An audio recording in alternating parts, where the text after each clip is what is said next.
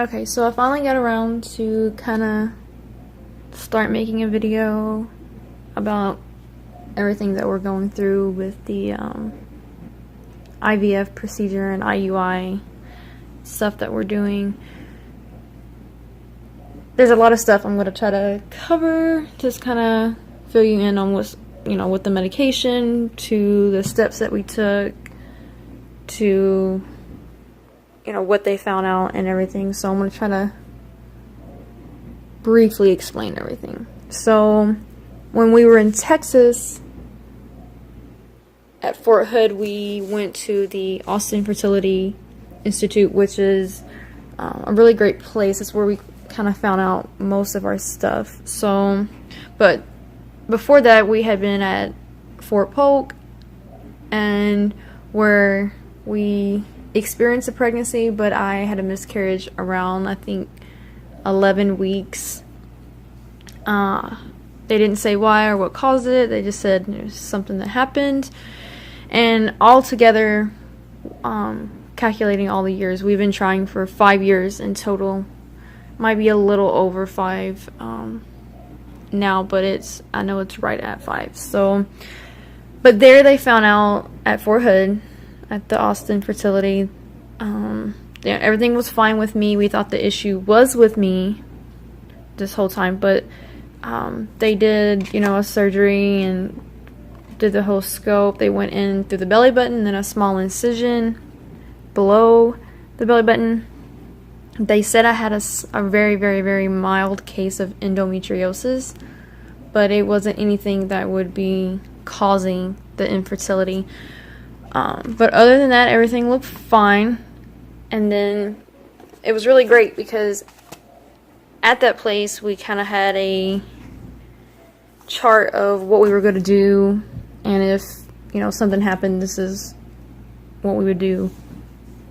So it was really nice having this to go by, because we had no idea what was going on, and nobody really took any time to help us. They just said, keep trying, it's your timing's off, or all that stuff. But it came down to us really having an issue, because 4 years, then it should only take a healthy couple 3 months to have a baby. So there's definitely something in the way of us trying to conceive. So like I said, I had the surgery done.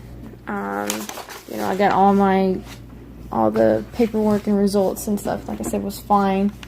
But I went under, before we found out my husband had an issue, we tried injections with me, which was the Follisum injection, and then the trigger shot that I took to have timed intercourse to up the chances. And I believe I had 7 eggs that matured, but nothing happened. It still didn't give us a pregnancy or anything. So we were kind of wondering why it didn't work. And then we found out after my husband took a test at the Fertility Institute of Austin that the results were not good at all, and that's what was causing our issues. So he told us in order for us to conceive, we would have to undergo IVF, which is a very, very, very expensive procedure. We could try IUI, but it probably wouldn't work with his issue being so bad. So we either needed to get him help before to kind of up the chances, or just go into IVF and see what we could get from that. But we went ahead and tried to see if Fort Hood could help us with supplements for him, and all they told us was that vitamins, which sounds kind of crazy because his issue's pretty bad. So I felt like just regular vitamins weren't going to work. And he took the vitamins. He was already on vitamin C for a really long time, and it still didn't make a difference. So but we went out and bought all the, different vitamins that he needed. He started taking them, and then we continued to try, and it still didn't work. So we were thinking about starting a treatment, but then we were PCSing to Hawaii, so we kind of just took a break from everything.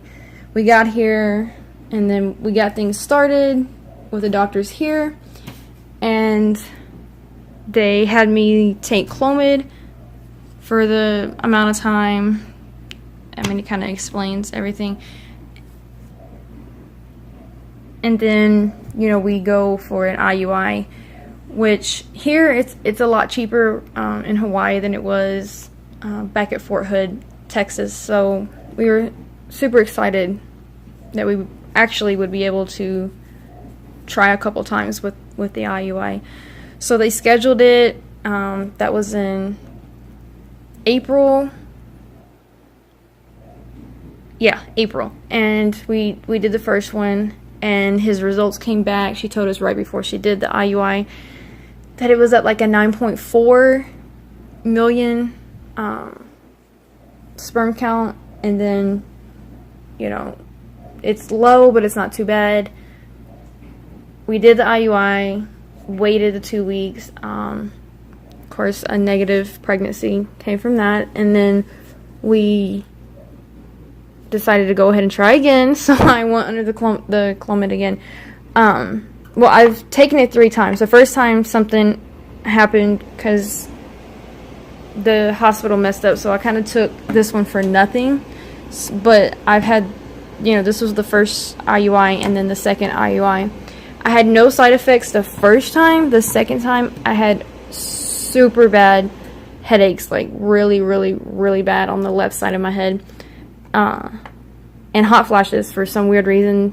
Those are there. And then this time, the last one was super bad. So, not a real big fan of the side effects, but you gotta do what you gotta do.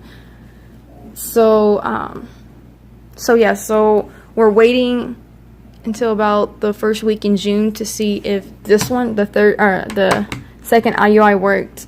The only thing is that with the second IUI, his results came back at a 5 point something, which are extremely low, and most of the time she said they don't work with doing, procedure with the stats like that. So we were kind of upset and just confused on why they dropped so much. So they set up an appointment for him, which is July 6th. It's a little ways off. Yeah, July 6th. So we're going to see if they can help him, if they'll give him any kind of medications other than just, the vitamins or whatever. Because the doctor here said that the vitamins really weren't going to work at this point. So we were super upset about that. But we were going to do a third IUI in June. And they were going to put me back on these again, the injection pen. For 4 or 5 days, I do the injections, and then they check to see about cysts and stuff, and if it's okay, we're good to go. Then I take the Avidril trigger shot, and then they'll do the IUI. But I'm gonna wait out June because I feel like it's kind of a waste of time, and it's a waste of my eggs, and especially when I take these injections, the follisome, I usually have around 7 eggs or so pop up. So I would rather wait, and then we get him help in July and kind of go from there. And then he's on the supplements, the vitamins and stuff again, so we're hoping by then they'll kick in if they don't give him any help on that appointment. But it's a very stressful and aggravating thing. It hasn't been easy. So, but I'll add in some info about what IUI and IVF means, and the cost depending on where you're at and all that information. But if you have any questions about the follisome and the Clomid and Avidril, and I'm probably saying those wrong, so I'll list the names too as well. But I just wanted to kind of share the experience that we're having, because I know others suffer from it and they don't really know what to do and where to start, because that was us. So I definitely would like to share as much as I can so people can kind of be educated on this infertility situation. So thank you, and like I said, I'll drop some information in as well.